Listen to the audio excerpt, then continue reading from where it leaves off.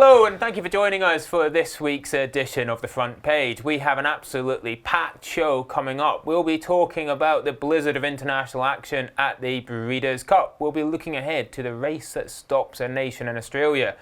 We'll be talking about the return to the training ranks of Henrietta Knight and lots more on top of that. Joining me to discuss all of that in the studio, Matt Rennie. How are you, Matt? I'm really good. Pleasure to be here again, and lots to discuss. Obviously, a brilliant action in America at Santa Anita, and a lot of talking points domestically as well. Absolutely. And joining us on video link from Ireland, David DJ Jennings.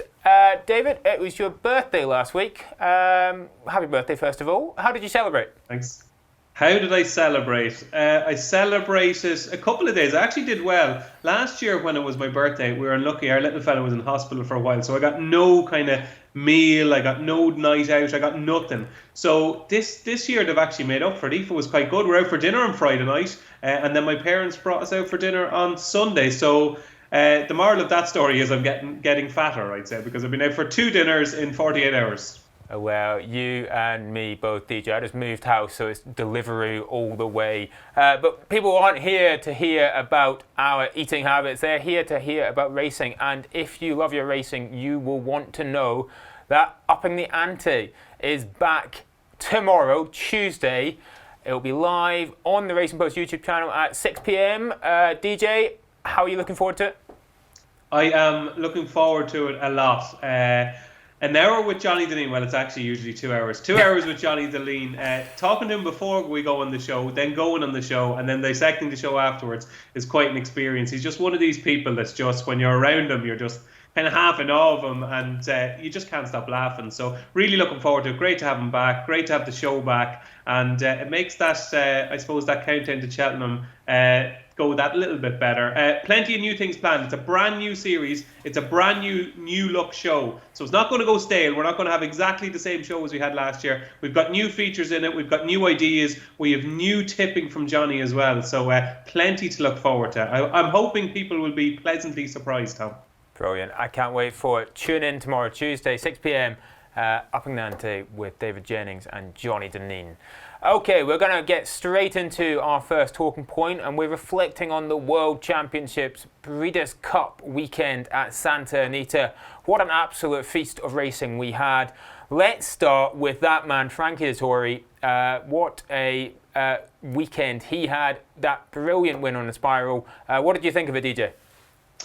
I thought that was Frankie. Like, if you were to do a highlights reel of his career, I think the riding in Spiral, because of the timing, I suppose, because it came so late in his career, but it was up there with one of his great Breeders' Cup rides. And I know, like, over the years he's been criticised for some of his Breeders' Cup rides, including the likes of Swain over the years, but I thought on Inspiral, like, he did what he had to do. He had to ride Inspiral in that manner. But just for it to unfold in the way it did, to be where he was in the home turn, for his main market rival, Warm Heart, to get such a beautiful trip, like Ryan Moore was riding absolutely, we'll talk about Augusta Rodin later in the show, but he rode beautifully all weekend.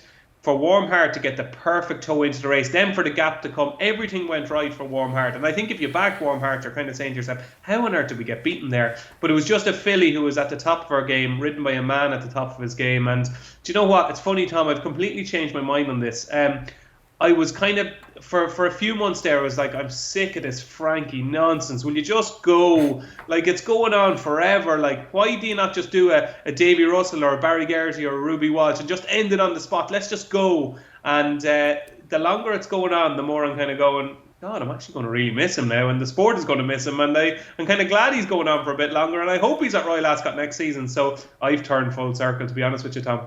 There's absolutely no doubt. I'm calling it now. Frankie Dettori will be at Royal Ascot. Absolutely sure of it. And he'll be coming up against that man, Ryan Moore, again.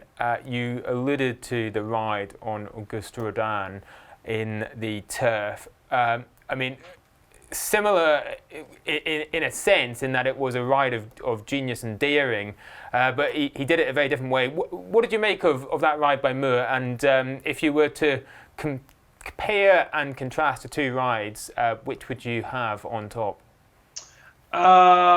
Probably Augusta Rodin I would have on top of Frankie's ride, because Frankie was Like it was a flawless ride from Frankie, and he did what he had to do, and that was always the way she was going to be ridden. She was never going to be prominent. I think with Augusta Rodin, I think Ryan spoke about this after the race, and so did Michael Tabor. It was never the plan to be that far back. It was a messy turn when they come onto the main track. It was messy. The whole first half of the race was really messy, and then he ended up where he was. But I think it's a real sign of what confidence is in a jockey. I'm a firm believer in sport in general.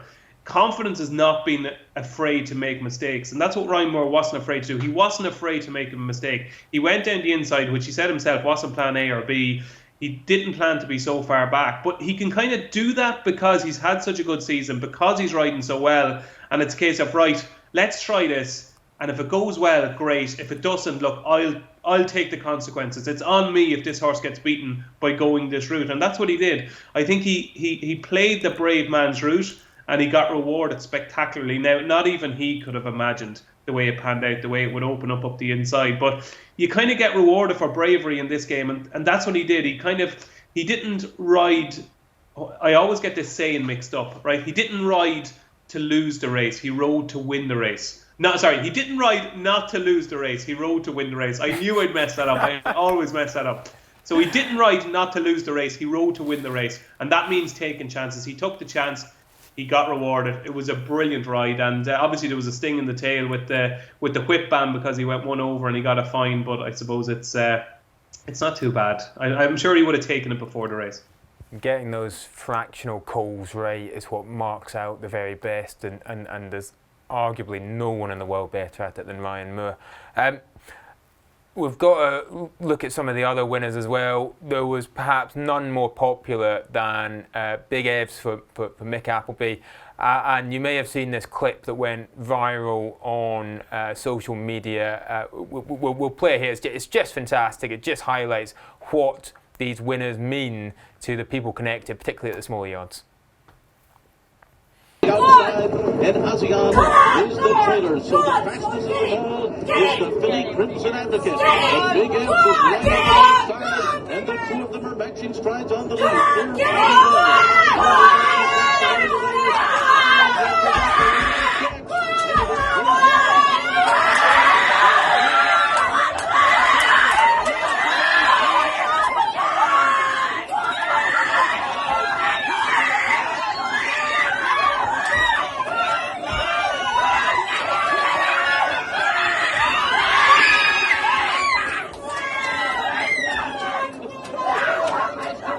Matt, what a clip! What a fantastic clip! I mean, I love everything about it. I love the sort of the emotional roller coaster. I love the slightly confused Labrador wandering through the front of shot. It's just a great clip, isn't it? It's fantastic, and it's what I think the Big Evs story has brought to the flat season. You've got to remember, he's only 2 as well, and we've had so much roller coaster of emotion with his season. You know, winning at Royal Ascot, winning at Goodwood. I think people forgot he was beaten quite comprehensively in an Unthorpe Stakes, and when the Connections bravely took the route as a juvenile to go take on the Elders, roared back at Doncaster and went and did what he did at the Breeders' Cup. It's a marvellous story, and it's what the sprinting division, particularly in British flat horse racing, has brought to us this season. Obviously, Living the Dream didn't win at Santa Anita, but it was still a wonderful story.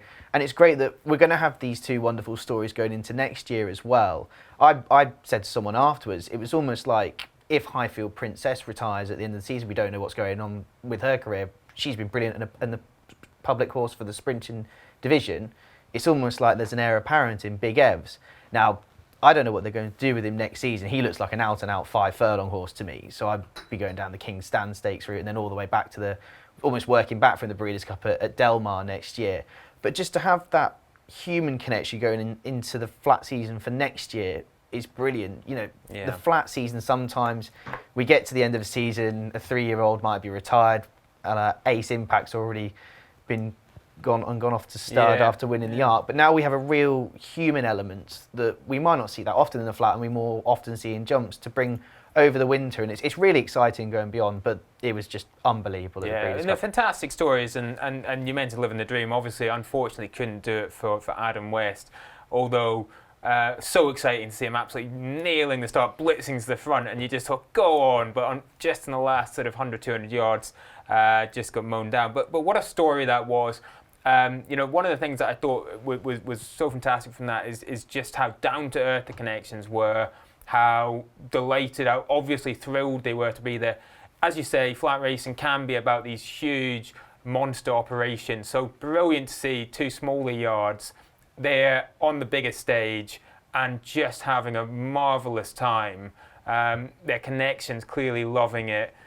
What a great advert for the sport. It's really good, and to have that sort of people and that horse that are so relatable to the common public can only benefit the sport as a whole, really, in bringing in maybe even new fans. There might have been people from South West London or Epsom that had never heard of Living the Dream 2 or 3 months ago, but now they know he's a Group 1 winner on the international stage, and we're taking on the Americans in their own backyard. It's really good for that, and obviously the human elements as well. You've got to go out to Mick Appleby, brilliant training performance with Big Evs to get that really, really big winner. You know, everyone knows Mick's a very good trainer, but he might have been wrongly stereotyped as a trainer for the all-weather recently, but he's proven he's a fantastic horseman, and he's a Grade 1 winner, or top-level winning trainer now. And I thought it was a brilliant ride for Tom Marquand as well. Obviously, he did so well in Australia, but he's just proven that he can do it on a wider international stage now as well. DJ, we had a little bit of controversy as well in the run-up to the meeting, where we had two horses withdrawn on vet's advice. Give Me the Beat Boys and River Tiber. Tell us a little bit about that. What did you make of it? Yeah, it's like you have to. I know, like, people will argue, you know, these people have huge sums of money, but like to go to America with horses and plan a Breeders' Cup raid, it just doesn't happen like that. Like, it takes a lot of time and effort and planning and money, and to get over there and do everything right, and then for you to think your horse is perfectly sound to run, and then to be told that horse cannot run, it must be absolutely demoralising. And I thought both Jessica Harrington and Aidan O'Brien were brilliant in defeat, basically, because they were told that River Tiber, who Aidan, now the vibes going into the middle park weren't actually that strong about River Tiber, but they were really strong going into the Breeders' Cup Juvenile Turf, and you know, Ryan picked River Tiber over Unquestionable, who was coming in on the back of a better run. They were ready for that horse to run potentially the best race of his season so far. He obviously was taken out. The Gimme the Beat Boys one was the one we got most access to, because you could see Kate Harrington leading the horse up with like mats and dust and straw, and then there was concrete, and it was just like, I'm no vet, and thankfully for everybody out there, I'm not a vet, but I was watching it going, this is unbelievable. Like, how can a horse be withdrawn on this evidence? Now, obviously the horse would have been poked and felt and all these different things, and these people know far more than me, but from the video clip we saw with Kate Harrington trotting the horse up along, it just seemed like the ground was so uneven. It seemed like it was almost as if this couldn't be it. This couldn't be the actual moment where the horse was taken out, but it was. And I don't know, I just think the whole thing is bizarre, and it will, like Jessica said, she spoke afterwards, and like, she wasn't vexed, and she wasn't, you know, she was quite calm, I thought, but she did say it would kind of put her off going back there again, because you've always got in the back of your head, is this horse actually going to run? And it's the same with the horses going to Melbourne as well. Like, there's a big chance that these horses are not going to clear the vet's examination. So it is something, obviously, we have to look for the safety of the horses, and that's the most important thing going forward. But I just thought the Gimme the Beat Boys thing, watching that video on social media, was just utterly bizarre. I don't know what you thought. Well, I suppose the context, I agree with you, it didn't look particularly thorough, I guess. I mean, I'm sure it was thorough, but it didn't look like it was optimally done. But I suppose the context is that racing in America, particularly racing in California, same as racing in Australia, and particularly the Melbourne Cup meeting, you know, they're under a huge amount of pressure from sort of domestic animal rights groups, from media attention. And in America particularly, you know, they've had these recurring cycles of spates, of fatalities at these big tracks. Some of them have shut down for periods. So I do understand why they exercise this safety first approach, but it certainly is leading to, you know, disappointed connections who are finding that their runners have been ruled out of meetings that they think they are okay to run in. And it will undoubtedly. The one thing I would say, Tom, the one thing I would say, just to interrupt you, the one thing I would say is, if it is that important, and if we need to get this right, and if this thing is going forward where these tests are going to be scrutinised, and you know, a safety first approach is going to be adopted, then it has to be the case that when international raiders arrive at these venues, that the vet that is checking the horse on the first day is the vet that checks the horse the last day, and is the vet that checks the horse every step of the way. Because if a horse arrives on Monday, by the following Saturday week, if another set of eyes has been looked at this horse, and the original vet probably potentially saw things in a horse, and as Aidan O'Brien always says, horses are so different, the way they move, the way they do everything, and they're different little quirks. So I think it's only fair that if these checks are being made every single day for these international raiders, surely the vet that stops the horse from running at the end should be the vet that has seen the horse in the first place. I think there has to be some kind of continuation from the vet side of things. I don't think, and I think that upset a few people over there, that potentially the vet that saw Gimme the Beat Boys wasn't the vet that had been checking Gimme the Beat Boys all along. DJ, just quickly before we get off the international racing beat, let's look ahead to the Melbourne Cup. Of course, if you're watching this show after 4 a.m. on Tuesday, you'll know the result already, but I think it's fair to say the confidence levels behind Vauban are extraordinarily high. They are indeed. I can never, like, I was down there in 2017 for rekindling, and I was really excited that year, but I can't remember being so excited for a Melbourne Cup. We have got a horse here that we all know and love. Like, we've followed this horse the whole way along, from his Triumph Hurdle win to running against State Man to running against Constitution Hill, and we've got a horse now that potentially could win a Melbourne Cup. And speaking to David Casey, I've been in good contact with David down there, and speaking to Willie Mullins, I'm doing his stable tour for the Racing Post on Monday week, so I've been in contact with him quite a bit. I should say Monday, not Monday week, because today is Monday. So next Monday, Willie Mullins stable tour in the Racing Post. I've been in consultation with him quite a good bit, and it just seems to be that everything has kind of almost gone too well. It's like there hasn't been a single setback. Everything has gone exactly the way they wanted. And I penned a column on this on Saturday in the Racing Post. I think he's the one horse that it's been the plan for ages for. Whereas with the likes of Max Dynamite, with Thomas Hobson, with the different horses, Willie has had 6 different runners in the race. 8 different times they've ran in the race, because 2 of them ran twice. I think this is the one horse where it's been plan A all along for the last 2 years. He's now a battle-hardened, proper Grade 1 hurdler. And I think he's good enough to win the Melbourne Cup. Well, we'll find out if you are correct, and if you are betting on the Melbourne Cup, or in fact if you're just looking at any race cards, you must check out the Racing Post's latest app update. We've completely overhauled our race cards. You can take a look at them right here. You spoke, we listened. Introducing Race Cards Redefined. 3 brand new and unique race cards tailored for your needs. Our new and improved standard race card is the punter's favourite and is everything you need to make your selection. Get the maximum amount of information in the palm of your hand with Expert View. Cover all areas and get all the same information as our newspaper. With Compact View, you can make a quick decision on who to back. View more runners and more odds on one race. Which race card will you choose?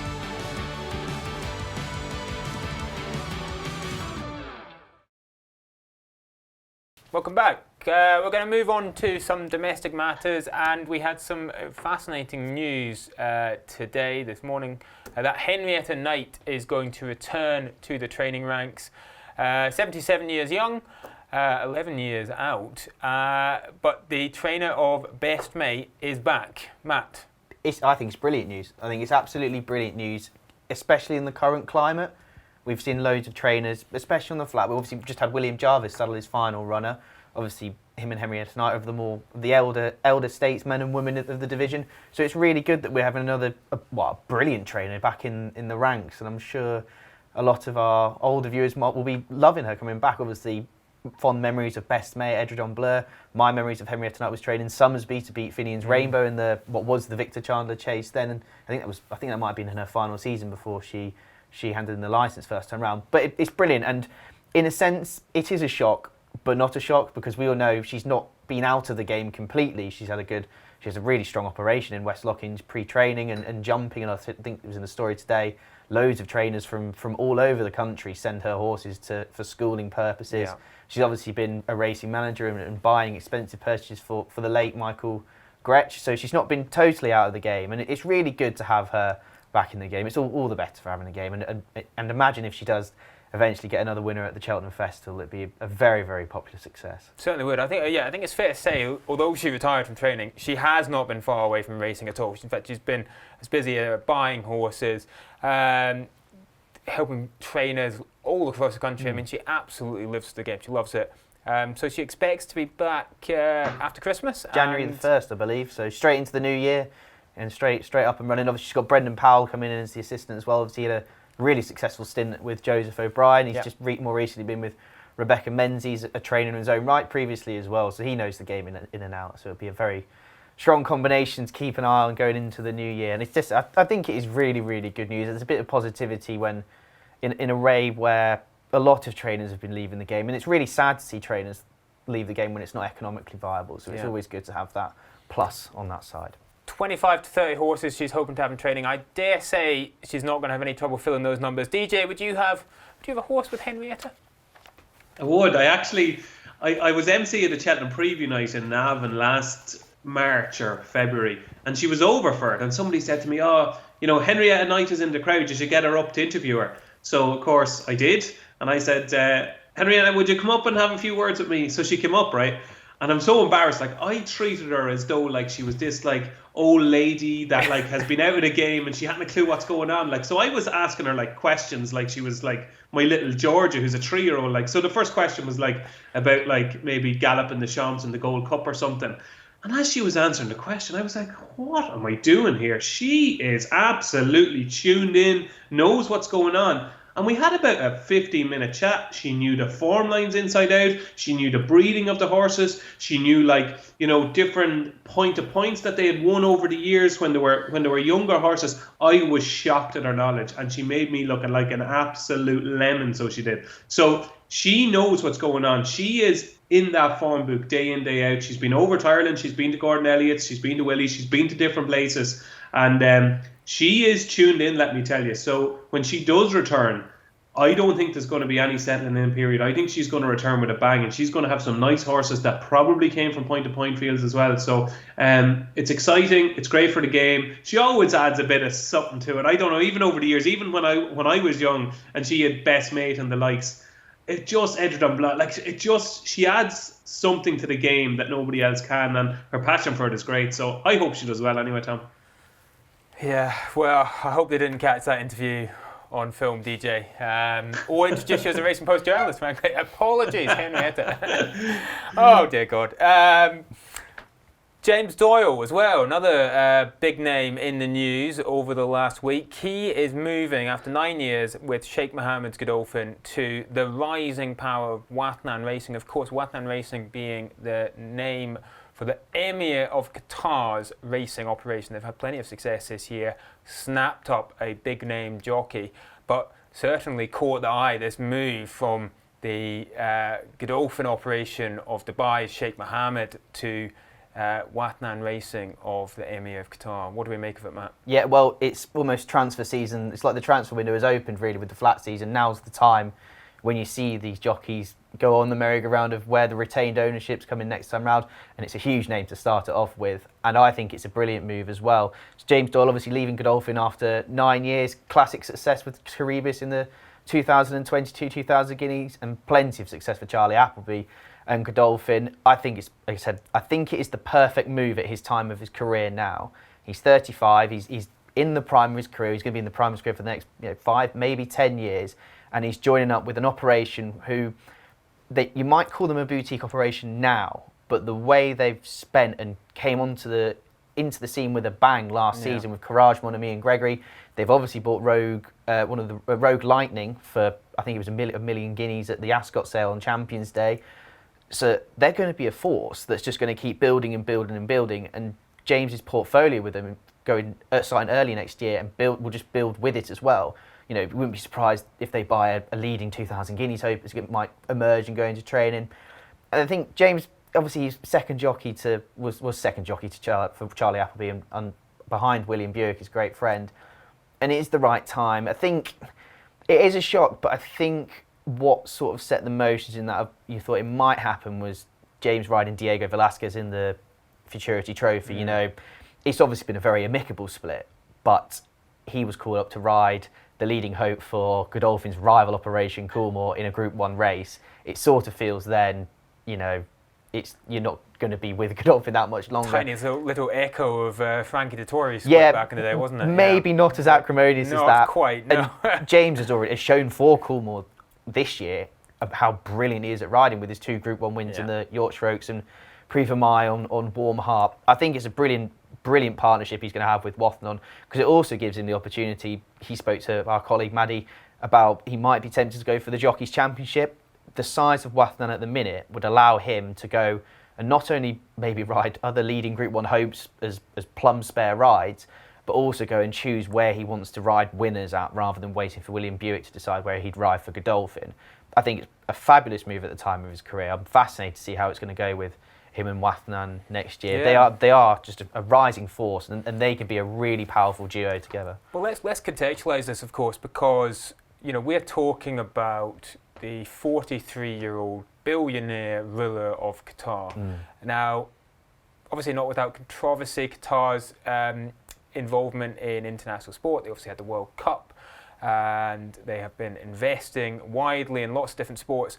But I mean, it's hard to overstate just how big it could be if the Emir of Qatar does decide that he wants to really go into racing in a big way, which some of the moves over the last 12 months certainly suggests they're moving towards. I mean, this is one of the richest and most powerful men in the Middle East, and we all know how hugely influential Sheikh Mohammed in Dubai has been. Now, nobody's suggesting right now that the Emir of Qatar's involvement is going to be on that scale, but he certainly has the means, if he desires to be a huge player in the sport, to become one. Absolutely huge player, and it could turn out in a few years' time we're looking at United Arab Emirates, where Godolphin was founded from, versus Qatar in a lot of our top contests.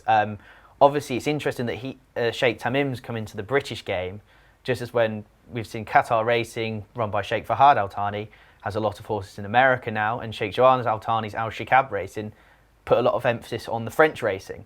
So it's almost like there's a nice dynamic there of Wathnan will have the best of the British hopes, even though they've got a lot of good French runners as well.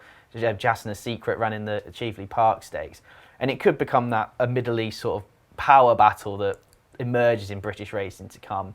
I think as well what also made James' decision slightly easier. Obviously Charlie Appleby and Godolphin, it's been well publicised. It's not been a great season at all as a whole. Obviously Ancient Wisdom has emerged, winning the Futurity Trophy as a classic contender next year, and Master of the Seas won the Breeders' Cup Mile. But off the top of your head, they would be your flag bearers next year, and given Master of the Seas is an older horse and Ancient Wisdom is the leading classic colt, William Buick would ride both of them. Behind that, where James would be riding in terms of quality, probably wouldn't be up there as what he has been used to in the past with Godolphin, with the likes of Caribus. So it just all feels everything has fallen into the place at the right time. And at this very early stage, it's not giving the vibe that it would be a job that's going to be a merry-go-round like we've seen with other owners in the game recently. It'll be a fascinating story to follow next flat season. We'll be back for more chat in just a second. Check out our latest offer for Members Club Ultimate first.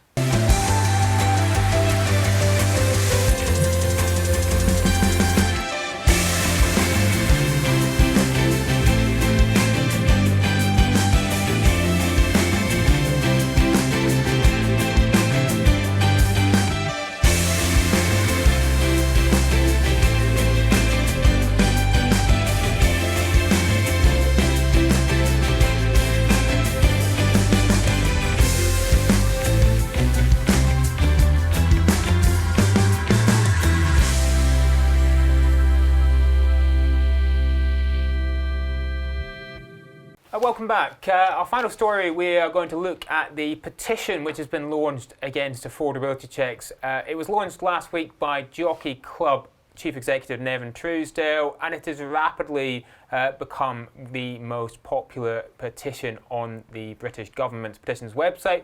It's passed 65,000 signatures so far. If it gets to 100,000, it will be considered for debate in Parliament, and a raft of racing and punting figures have come forward to back the petition and to urge those working in the sport or those who are affected by affordability checks to add their name to the signature. It's got a huge amount of momentum, a huge amount of backing, and it certainly looks like it is steaming towards that 100,000 target. Matt, the significance of that 100,000 is twofold. Obviously, potentially that debate, but it's also about the message it sends, and particularly the message it sends to government and to politicians. Yeah, and it's so integral that we get to that six-figure number. I don't think that can be understated as much as it's been overstated completely, and rightly so. We need to show the government that these checks are ludicrous, they are draconian, and they're too intrusive. And by getting to that 100,000 marker, we are showing them this is a really serious matter. I know racing, it's a great sport as it is, can be really divisive on many occasions. So to see everyone unite together against these affordability checks just shows you how seriously concerning the cause is. And it would be so good to get it to 100,000 because it really would put the pressure on the government to consider that debate. And I think it'd be really integral as well to get those the areas where the training centres are, Malton, Newmarket. You've got Middleham. Obviously, Middleham falls into Rishi Sunak's constituency up in North Yorkshire. It'd be so integral if they can show the force as well. It should be a call out to anyone within a trainer's yard. You think that could be hundreds of signatures added within minutes. It's so important, and we must all still remain united on this front, because it is us versus them at this stage with affordability checks. And we've got to show them that, you know, we're not accepting this, and on whatever level it is at the moment, it's just completely unacceptable. And getting to that six figures is vital. And I think it's worth emphasising that, you know, this is not some forlorn hope. I was at a conference about gambling regulation a couple of weeks ago, and there was a sort of a well-known anti-gambling or pro-gambling restrictions campaigner speaking there, and they acknowledged that racing's efforts to highlight the flaws in the proposed regulations, the flaws with affordability checks, had been hugely effective. Lucy Fraser, the culture minister, wrote an opinion article for the Racing Post last week in which she acknowledged the many concerns and pledged to racing and to bettors that the checks that they were bringing in would not harm the sport and would not be as intrusive as many fear. You know, there's clear signs that politicians are listening, and that the efforts of racing and bettors to highlight these problems and the issues and objections to affordability checks are being listened to.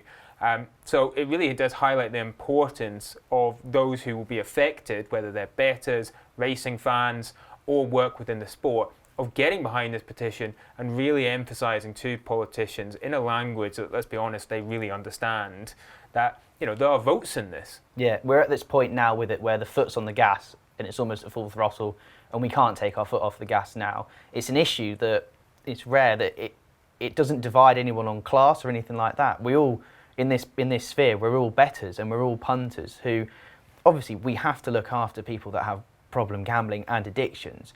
But we need to show that these measures are way too far and way too much of a blanket on ordinary punters, you know, maybe like you and I, maybe like my dad, my friends, all the way up to owners that want to have a good bet on their horse in a race, which they're perfectly entitled to do so. We've all got to stay as one in this and united and stick together and really, really go for it now. And we have the chance here, a real platform to make a difference for years to come in betting spheres. Yeah, and I think it's worth emphasising as well that the damage to racing is not hypothetical. You know, I've been speaking to Nevin Truesdale, I've been speaking to Martin Cruddas, the big racecourse bosses. They are seeing in their figures a really significant decline in the revenues coming to racing from betting. And if this continues, if no steps are taken to address the current situation, or in fact the Gambling Commission roll out checks which are even more invasive and intrusive, the damage to racing will be profound. We're talking about less money available for prize money, and thus less money coming into the ecosystem. We're talking about owners who are deterred from having horses in the first place because they can't have a bet, being even more deterred by declining prize money. And you potentially end up in this cycle of decline that, you know, if racing doesn't act now, if racing is not able to positively influence the direction of this regulation, we are talking about something which will have a long-lasting and potentially, you know, catastrophic effect on the sport. Exactly that. And from working on race courses and you're speaking to owners after a race, obviously there's the joy of the winner, but you do speak to them and they are all incredibly worried, and people do go, even if they're in syndicates, to go, I don't know if I want to do this anymore, if I'm not allowed to have a bet on my own horse. It seems like once every week on Twitter you go check and another owner's saying, I'm not going to be a part of this sport anymore because I've been restricted for having a bet. It just can't be that way, and he said it's like a massive sort of snowball at the minute. It's going to have a huge snowball effect if they don't go through as they are, going like a massive snowball turned into a boulder going down a ski slope, and it just wouldn't end at that. It is frightening to think about as an ordinary bettor, and for what it must be for other people, it is scary. And we must really, really keep up the momentum we've got now, especially with this petition, and we must get it to 100,000. So that's a nice call out to everyone, especially if you're watching it, if you haven't signed it yet. Yep. Sign the petition and get everyone you know who's within the sport, loves the sport, and also likes having a bet and wants to protect their rights to have a bet, sign the petition. Yeah, well said, Matt. And we will put the details of how to sign the petition in the description.